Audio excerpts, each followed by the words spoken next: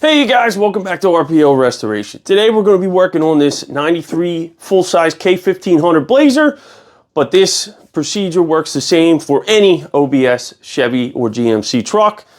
And today we're going to be changing out the ignition coil. Now, a couple of weeks ago, I noticed that the truck was starting a little hard. The fuel pump's working, so I knew it wasn't that. It had to be something in the ignition system. Replaced the cap and rotor, and when I did, I noticed that the terminal post on the coil that connects the wire to the cap was severely corroded. I cleaned that up with some sandpaper, but I don't think it did a good enough job because the truck's still starting hard. So today we're going to swap this coil out. Let's take a walk over under the hood and get started. So here we are under the hood.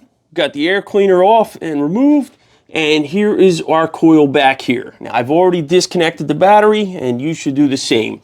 We're going to go ahead and remove the wire that connects it to the cap, and you can see here it's still corroded pretty bad. So next we're going to disconnect these two pieces, noting that the light gray piece is on the outside and the black connector is on the inside.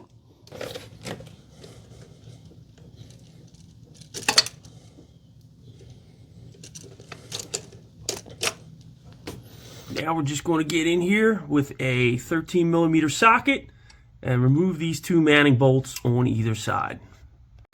All right, so here we have the old coil out of the truck, and it actually looks like it could be the original because these brackets are riveted in. Now we do have to transfer these over to the new one, so I'm going to have to go ahead and drill those out now.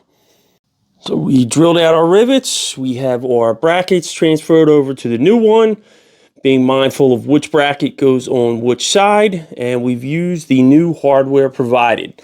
They will give you a little extra in there, some things you won't need, so don't worry about those. Now it's time to pop it back in the truck. Now we'll pop our new coil back in, exactly where it was before, making sure the bolt holes are lined up,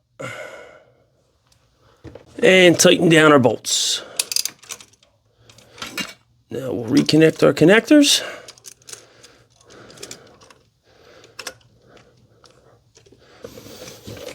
And reattach our cap wire. All right, and that's it. Our new coil is in and the job is done. I hope you found this video helpful. Thanks for tuning in. I'll see you on the next one.